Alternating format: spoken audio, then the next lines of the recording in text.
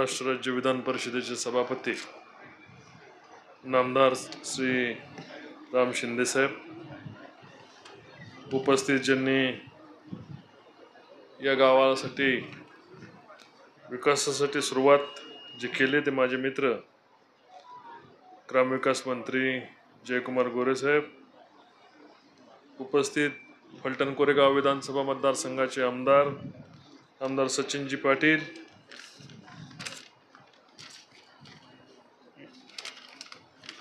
याचबरोबर ज्यांनी प्रास्ताविकामध्ये सुभेदार मल्हारराव होळकर यांची माहिती सांगितली ते माजी आमदार श्री रामोरी रुपनवर साहेब,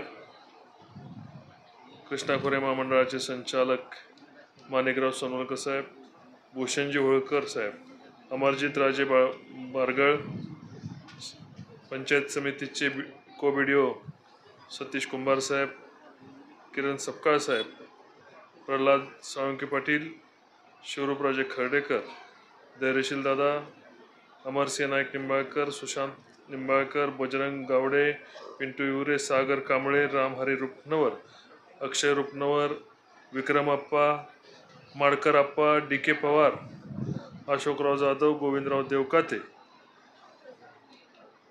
माझ्याकडून कुणाचं नाव घ्यायचं राहिलं क्षमा करा.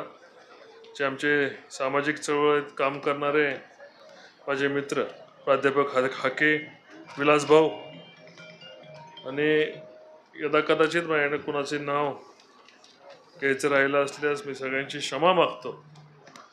उशीर खूप झालेला आहे.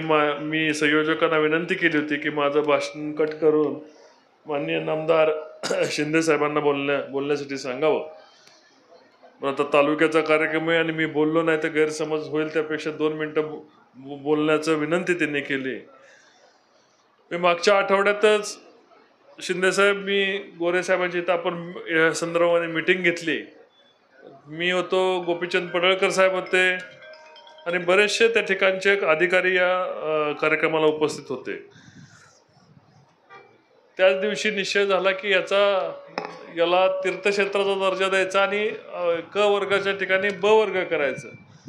आज आपण आलाय, मी आपल्याला विनंती करणार आहे की आपल्या दालनामध्ये शिंदेसाहेब याच्या संदर्भामध्ये आपण बैठक लावावी. मी असतील, आमदार सचिन पाटील असतील, जयकुमारजी गोरे असतील आणि या समितीमध्ये काम करणाऱ्या या गावातील आणि आसपासच्या तेथील सर्व सामाजिक कार्यकर्त्यांना त्या ठिकाणी आपण बोलवूया आणि या निश्चितपणे या भागामध्ये ज्या पद्धतीने पुण्यश्लोक अहिल्यादेवींची स्मारकं उभं राहिली, आई सावित्रीबाईंची स्मारक आता गोरेसाहेब उभे करतायत, त्याच धर्तीवर या भागाचं, या गावामध्ये सुभेदार श्रीमंत मल्हारराव होळकर यांचं स्मारक दमदार ताकदीने देखणं स्मारक उभं करायचं काम आपण सर्वांनी मिळून करूया. या गावाचाही विकास, गावाच्या अंतर्गत रस्त्यांचा विकास. माळशिरसचे आमदार या ठिकाणी उत्तमराव जानकर साहेब आलेले आहेत, त्यांचंही मी या ठिकाणी स्वागत करतो. या भागामधल्या या स्मारकामुळं या गावाचंही नाव संपूर्ण देशभर कसं जाईल आणि मुरुम पंचकृषीचा विकास कसा केला जाईल, मोठे रस्ते या ठिकाणी कसे ते आले जाईल. आराखडा करताना गावच्या गटरापासून आपल्याला पिण्याच्या पाण्यापर्यंत लोक आल्यानंतर, लोकांना हजारो लोक कार्यक्रमाला आल्यानंतर लोकांची उपस्थिती, त्यांची उठबट करण्याची व्यवस्था सगळे बघावं लागणार आहे.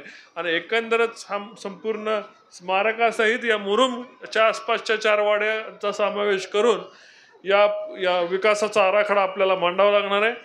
मग आपण निर्णय घ्याल, 30 कोटी घ्या, 100 कोटी रुपये घ्या, ते आणण्याचा आपण सर्वांनी एकदा आदेश दिले.